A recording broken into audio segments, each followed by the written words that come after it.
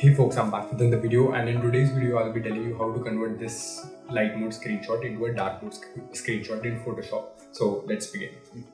So we have our screenshot in light mode and we'll be converting into dark mode. So the first obvious would be to add an invert. We'll invert this. But now the issue is that we have lost the original color, so it's not exactly dark mode. It has been converted into a inverted image of all the colors have been inverted now. So what we'll do is we'll add another layer. We'll go to hue and saturation. We'll decrease the hue.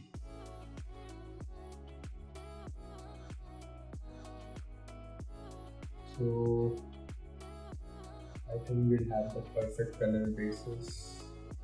We'll check. Second. Yeah.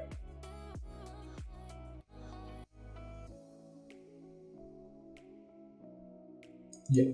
So this is the color we have achieved now. So initially this was this color, and now on applying all those effects, we are getting this.